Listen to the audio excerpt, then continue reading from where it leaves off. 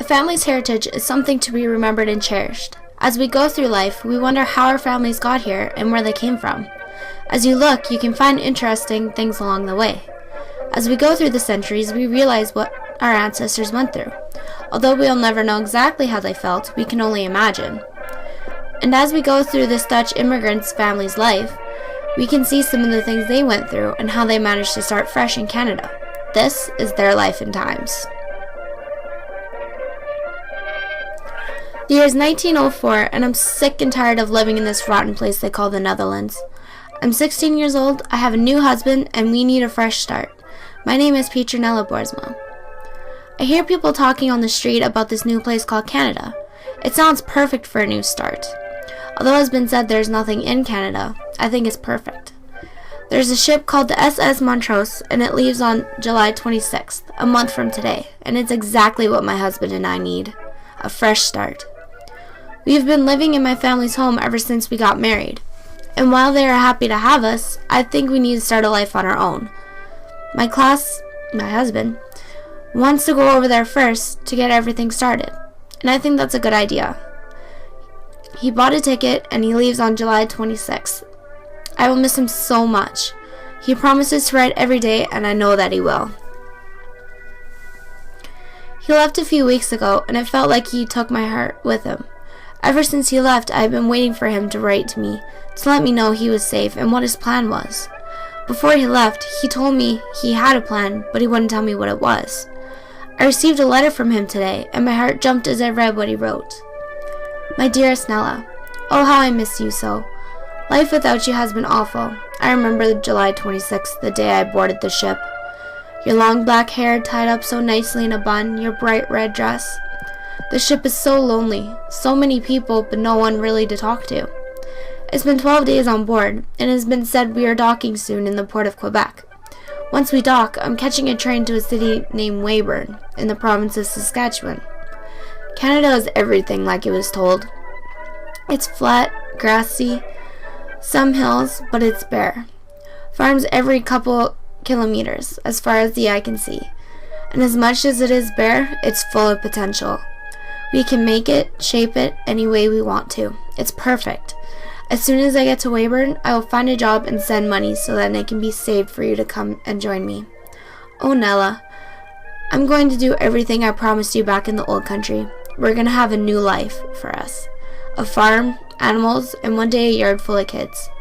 I'm going to make everything come true. I want to give you what you want. I want you to be happy. I'm going to make your dreams come true. I love you with all my heart, forever and always, just like we promised. We will be together soon, and I yearn for that day. You have my heart and soul. Keep them safe. They are yours forever. With all my love, Klaus. Every week he writes to me and sends money. He's been telling me about the house he's bought for us, and his new job helping build the new Weyburn Security Bank. It pays really good money, and soon I will be with him. I board the ship with the surprise for him. He now has a 1-year-old son born on August 12, 1910. The day we arrive is the day I feel complete. My family is together now, and the boys are really getting along. Klaus and Theodore, that bond is so deep, it's amazing. Our new life is something I never thought we would have. For a few years after we arrived in Canada, things were hard to adjust to. But after a while, it feels like I've been here all my life.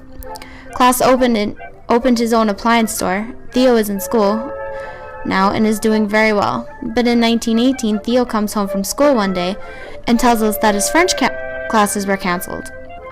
So when Klaus tries to figure out what happened, it was discovered that the Canadian government took it out of public schools. In the days that followed, there were angry parents blaming it on the school, and in the newspaper there were very angry editorials. Klaus wrote in one day, "Dear whom it may concern, my child has been attending school for the last 2 years, and he has always loved his French classes. Now he is sad that his favorite class is not available to him. What everyone is wondering is why are these classes gone from the public school system? This country is full of different cultures, mostly French, who founded Canada in a way. I believe that the government is wrong for doing this, because if the country's people are supposed to function together in harmony, then every child should grow up with the same advantages as the next.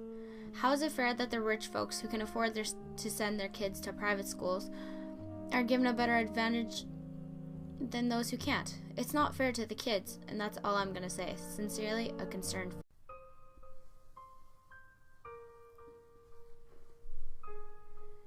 The dirty 30s were just awful.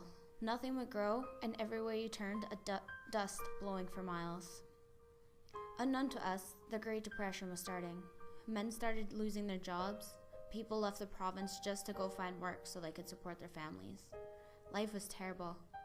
Klaus even had to go up north to find work, and I was left at home to run the business and do as much extra work as I could.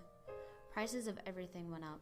Food, clothes, grain, everyday necessities was almost out of reach. People lost their homes. Some even lost their lives. The hospitals were filled with people dying of tuberculosis. When Klaus came home, he was not well. We called the doctor, and when he came to check him out, it was discovered that he had tuberculosis. I was slowly losing the love of my life.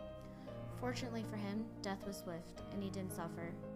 His funeral was the day that I lost a part of me. I've never been the same since. Then came the war, the terrible, terrible war. Every country was attacking each other.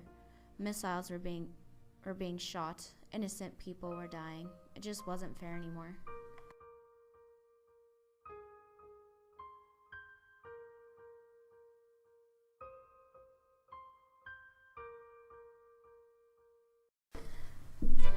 The 50s were even better.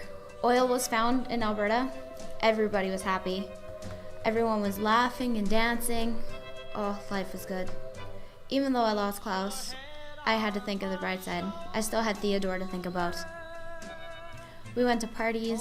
I bought a new car. Everything was just wonderful. Everything was new. Everything was exciting. I couldn't ask for anything better.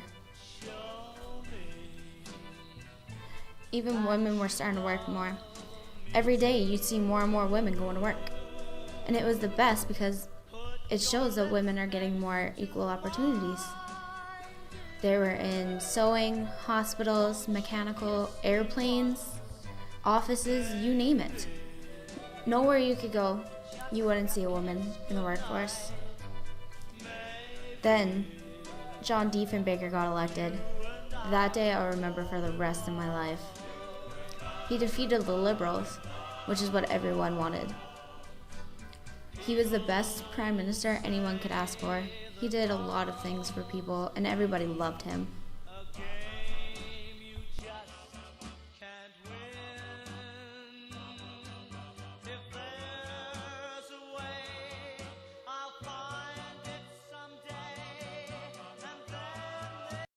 At any cost? How far would you go with that? How far would you extend that? Well, just watch me. At reducing civil liberties? To that extent? To what extent? Well, if you extend this and you say, well, okay, you're going to do anything to protect them, this include wiretapping, reducing other civil liberties in some ways? Yes, I think the society must take every means at its disposal to defend itself against the emergence of a parallel power. In 1970, Canada was voted the best country in which to live in. Everyone was happy, and everything was on the rise. Education, the cost of living, bilingualism was back in Canada. I can see why Canada was voted, because we have a beautiful country, and women demand equal rights and opportunities, and they got it. Immigration rates went through the roof. It seemed that nothing could bring down Canada after this. It seemed the 1970s were the best years of Canada's existence. American woman, gonna mess your mind. American woman, gonna mess your mind. Say A, say M, say E, say R, say I, C, say A, M. American woman, gonna mess your mind. American woman, gonna mess your mind. American woman, gonna The 1980s, what can I say? Free trade was all anyone could talk about. Every country was pairing up with each other. Canada with the US with Italy, you name it. As good as the idea was at the time, some people saw problems with it. These people thought we were getting stuck with the short end of the stick. While the free trade agreement with the US seemed fair, many people believe that because of this agreement, Canada's economy will soon be a downfall again. I don't believe that, though. Canada was on the uprise, and things were getting better and better. The economy is stable, and more young people are going to post-secondary, an advantage I didn't have as a young person. Technology, I can't even keep up with anymore. Cell phones and computers, iPods, it's getting crazy. My son Theo had a daughter named Aiden Elizabeth with his wife Samantha. I'm 98 years old now, and I'm ready to move on to the afterlife. I have lived my life now, and it's time for the next generation to do the same. Sometimes I lose. I've been battered, but I never bruise. It's not so bad. And I say, wait, hey, it's just an ordinary day, and it's all your state of mind. At the end of the day, you just got to say it's alright.